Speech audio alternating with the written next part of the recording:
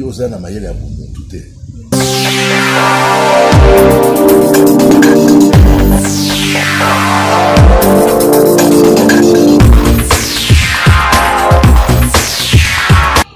Bienvenue sur Contact Pro Live. Nous sommes toujours en conversation avec Papa Luboya sur son livre qu'il a écrit, le livre qu'il a intitulé La Renaissance de la République démocratique du Congo. Aujourd'hui, nous sommes dans un chapitre qui est un peu plus penché sur sa conviction. Il a intitulé le chapitre Les idées forces de ma conviction pour un bon leader. Bonjour Papa. Comment ça va? Bien. On se retrouve encore comme d'habitude pour analyser un peu ce que vous avez écrit. C'est ça. Oui. Donc, ce que nous allons faire aujourd'hui, ça sera justement faire un rétro de ce que vous avez écrit dans ce chapitre ici. Okay. Les idées forces de ma conviction pour un leader. Bon, je vais d'abord lire un peu le contexte pour que vous puissiez vous rafraîchir un peu la mémoire parce que nous voulons à ce que vous puissiez donner beaucoup plus de détails. Okay. Donc, l'introduction, vous aviez dit ceci. Ubuntu Mandela. La personnalité africaine de Mandela n'est pas pour rien. Il a découvert l'adolescent auprès des régents auprès du régent de Tembo. La philosophie centrale de la culture Xhosa et de tous les peuples bantous auxquels appartiennent aussi les Zoulous et d'autres peuples noirs.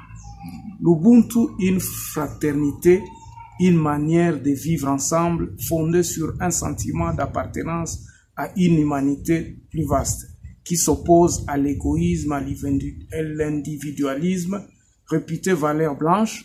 L'Ubuntu interprète l'univers comme un tout organique, un chemin vers l'harmonie.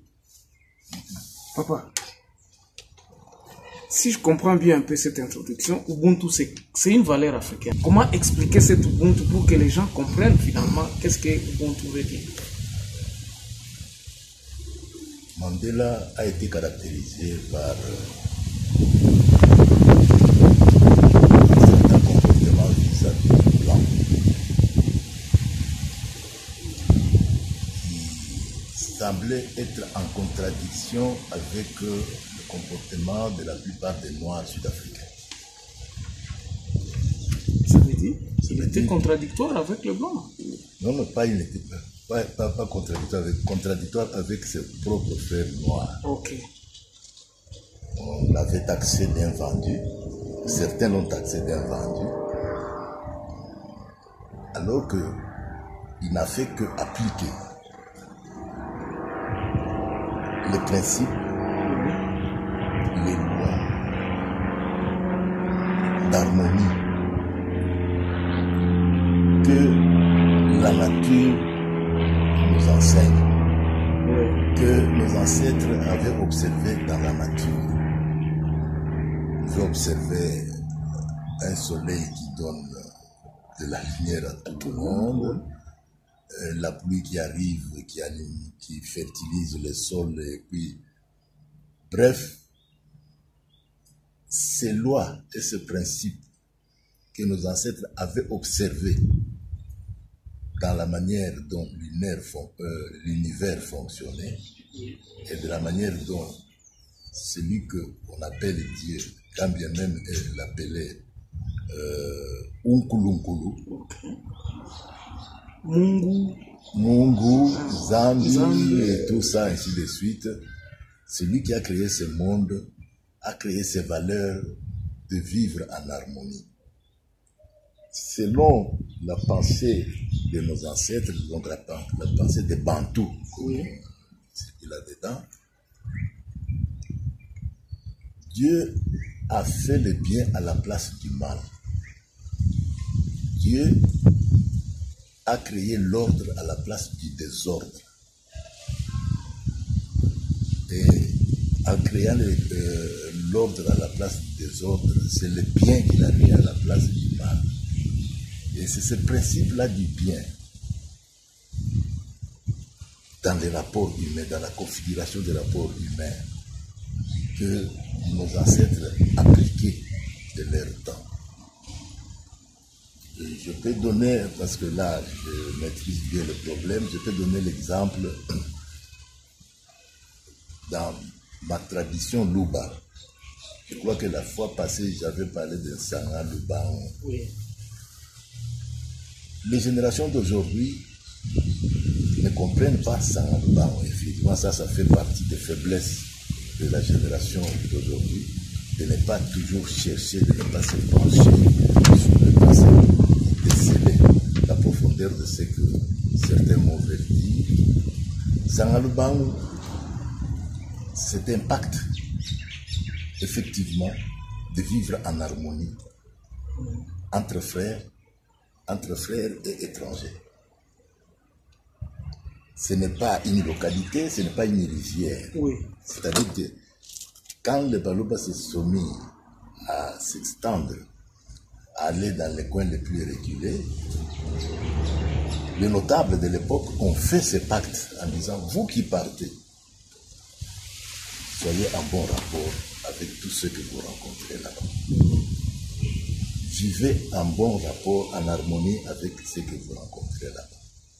Et quand votre frère arrive, essayez de bien l'accueillir. Ne vous trahissez pas, ne vous haïssez pas. Je peux donner encore un autre témoignage.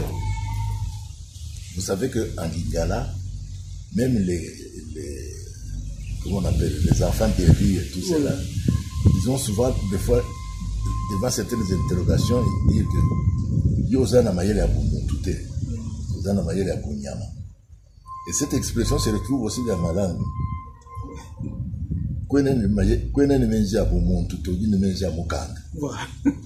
Tu vois. Alors, c'est ça la philosophie de Bumuntu qui a caractérisé la vie en société à l'époque.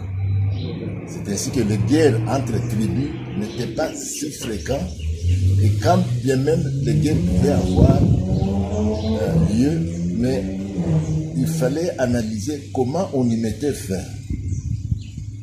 C'est par des rencontres, par des partages et arriver en consensus à trouver une solution équitable pour tout le monde. Donc c'est ça la philosophie de Ubuntu. Obama a fait allusion à Mandela et surtout à son régent qui était chef du village parce qu'en fait il appliquait cela dans la manière de vivre. Alors il dit qu'il a appris cela de ce monsieur-là et il a appliqué ça dans la vie. Comment il a appliqué dans la vie? Il n'a pas gardé haine contre les Blancs. C'est une façon de vivre en harmonie avec les gens qui est une façon que la nature, l'univers nous montre ou nous enseigne quand nous observons. Ok. Donc ça, ce sont les principes de base de l'homme dans sa nature propre. Dans sa nature propre. Ah. Ce qui est contraire aux principes de base du blanc. Oui. Parce que le blanc a plus développé l'individualisme. Le blanc a plus développé le sentiment de domination. Le blanc, dans la manière dont il a cheminé depuis l'Antiquité, le Moyen-Âge et tout cela, vous trouverez qu'ils sont passés de la féodalité à l'aristocratie, aux histoires de noblesse, où, avec le château, c'était le prince qui avait le mot à dire sur le reste de la population. Le reste de la population n'avait qu'à se soumettre aux directives du prince ou bien du chef du... Est-ce que cela, si nous pouvons aller un peu chez le blanc, est-ce que cela n'a pas évolué? Est-ce que ça n'a pas, au vu aussi, parce que je crois que Ubuntu aussi quelque part dans le blanc, dans son humanisme aussi, existe, même si sous d'autres formes. Est-ce que cela n'a pas évolué quand vous parlez de l'aristocratie, jusqu'on arrive dans les dictatures, jusqu'on arrive dans les autres formes? Est-ce que ce n'était pas dans le quête de pouvoir gérer la cité ou bien les populations? Le Ubuntu, c'était dans le quête de gérer la population. Dans dans un objectif, dans une optique de satisfaire tout le monde. Tout le monde, oui. Alors que dans la vision, dans l'optique du blanc, c'était celui qui avait les moyens qui était au-dessus des autres et il faisait la gestion de manière à maintenir sa suprématie pour dominer les autres. Ce qui n'était pas le cas chez les Noirs. C'est ça qui fait la différence. C'est ainsi que les Blancs, dans son évolution, et c'est là jusqu'aujourd'hui, oui, a développé les armes. Pour se défendre. Pour se défendre contre qui? Contre ton prochain. Oui. Alors que si nous pouvons rappeler les chrétiens, il y a un passage qui dit aime ton prochain comme tu t'aimes. Donc ne pas en vouloir à ton prochain et tout cela. Oui, mais papa, est-ce que dans la société africaine aussi, là où nous sommes en train de parler de Ubuntu, nous voyons aussi que dans les fiefs des tribus, il y avait aussi une certaine forme de défense. Donc nous pouvons voir que dans les communautés ou bien dans les sociétés traditionnelles, il y a, chez nous par exemple, oui, il y avait des ngabo. Donc oui, il y avait des armes que oui, la société africaine prévoyait aussi pour se défendre. Bon, donc ils savaient aussi qu'il y avait aussi des conflits entre deux peuples qu'il faudrait avoir. Je suis tout à fait d'accord en ce sens que les armes ont eu leur utilisation contre les bêtes, contre les bêtes de la nature qu'on cherchait à manger. Je prends l'exemple de Zoulou. Si vous descendez dans leur passé, avant Chaka Zoulou, oui, des villages se battaient. Et comment le combat était organisé? Vous avez les deux villages face à face et ils entendent des chansons selon chacun, selon ses rythmes. Et un se détache du groupe, il se met à gesticuler avec les choses, il tourne, et puis son camp applaudit, il rentre. L'autre vient de l'autre côté, il fait la même chose et tout cela, jusqu'à ce qu'il y ait un gagnant. Un gagnant qui va être performant, peut-être dans le geste ou quoi. Dans les rites. Dans les rites et ainsi de suite. Et voilà comment est-ce que se faisaient les guerres à cette époque. Tu vois un peu? Oui. Oui, c'est ça. Ok, donc si nous pouvons dire à ce sujet que le Ubuntu que vous parlez dans votre livre ici est une conviction personnelle, parce que dans ce chapitre-ci, vous parlez des idées fausses, de votre conviction. Il faudrait que les leaders congolais puissent avoir cet humanisme-là. N'y avait-il pas eu cette idée-là d'Ubuntu ou bien d'humanisme au sein même de nos leaders depuis l'indépendance jusqu'à aujourd'hui? On a dit de la colonisation qu'elle avait une face humaine, que la colonisation amenait l'humanisme, la civilisation. Oui. Mais quand nous constatons des faits depuis la colonisation, ce sont des massacres, ce sont des souffrances. De la paix qu'on avait avant l'arrivée des Blancs, nous sommes dans des conflits entre villages, entre peuples, entre individus.